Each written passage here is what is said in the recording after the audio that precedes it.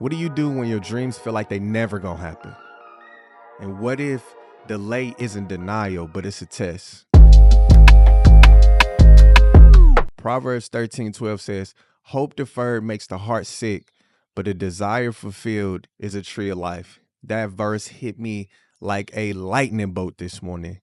Not because I just read it for the first time, but because I felt it. I've lived it. And if you ever waited on a promise, prayed for something for years, or questioned if God even hears you, then this video is for you.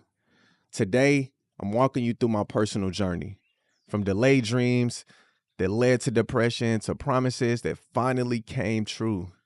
So this is not just a feel-good story, okay? It's a real life roadmap of how faith can carry you through the darkest delays into the light of fulfillment. So let's get into it.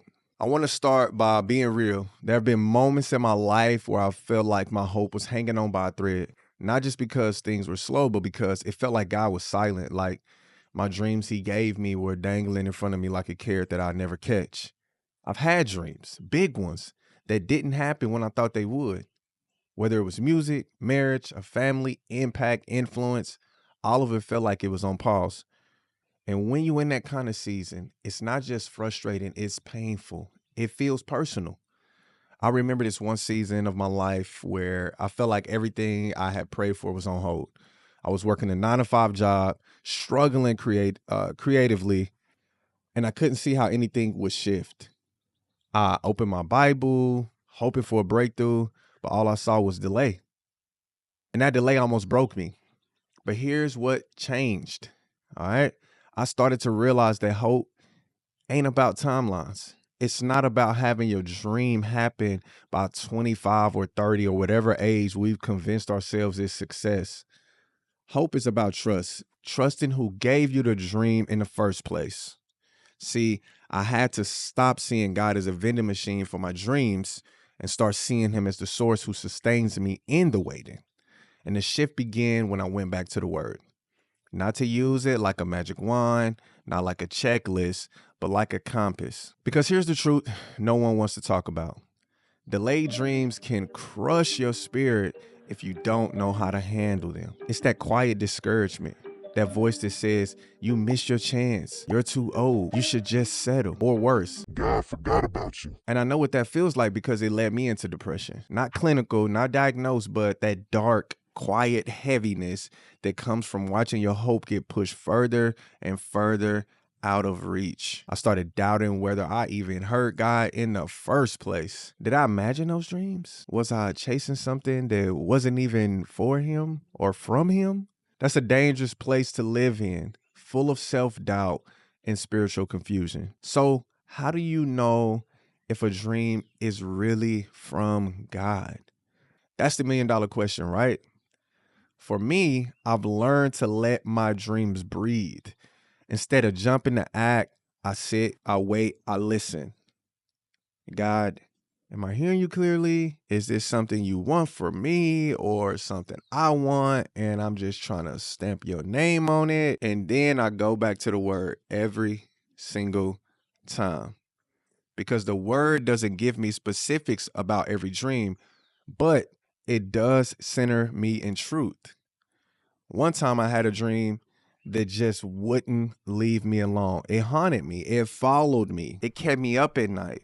It flooded my mind with ideas and plans. And that's when I started realizing maybe it is from God because it requires me to stay connected to him. Like maybe the dream is too big for me on purpose because it forces me to stay plugged in to his guidance.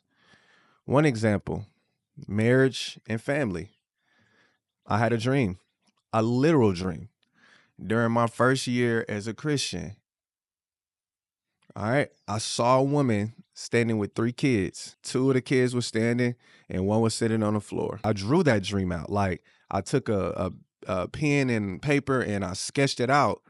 I wasn't married at the time. I didn't have any kids and I barely had a clue, but I had hope. It took me 7 years, 7.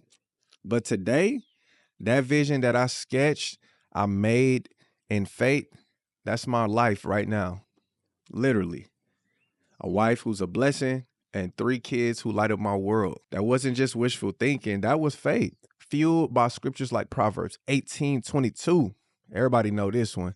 He who finds a wife finds what is good and receives favor from the Lord. Or Proverbs 19:14.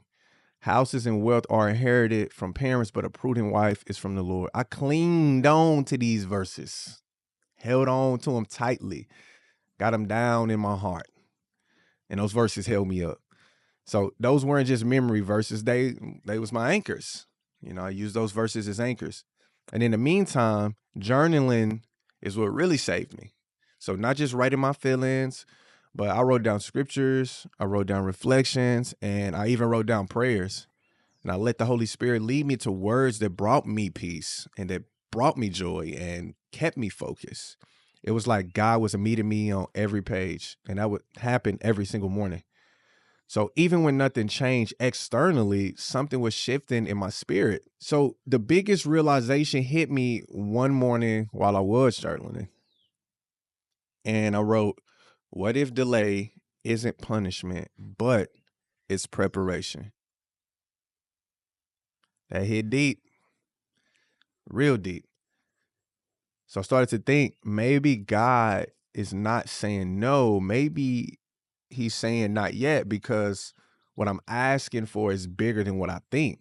And he's not just trying to give me the dream. He's trying to make me into the kind of person who can handle it. So it's like trying to get the keys of a Ferrari to a 12-year-old. They might want it, but they ain't ready. So that's not punishment, that's protection. And when I got that, everything changed. And I stopped asking God when and started asking him, who do I need to become right now?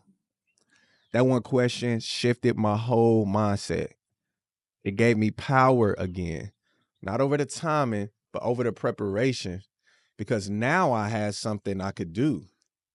I could stay in the word. I could journal. I could build habits. I could pour into my family. I could create. All that waiting wasn't a waste. That was my workshop. So here's what I want you to walk away with. Delayed dreams don't mean denied dreams. I'm going to say that again. Delayed dreams do not mean denied dreams. If the dream is from God, he will sustain it, all right? But you got to stay close to him. You have to stay close to him. You have to use the word like a compass, not a crystal ball. And you got to give that dream time to breathe. So pay attention to the ones that won't leave you alone. They just might be heaven sent. Let the waiting shape you, not rush you. You don't have to be in no rush. And don't forget the journal. Document the journey. Draw it out like I did. Whatever you have to do, but make sure you get it from your mind or your heart onto something. You'll be shocked when you look back and you see how far God has brought you. And I know what it feels like to feel like you are forgotten.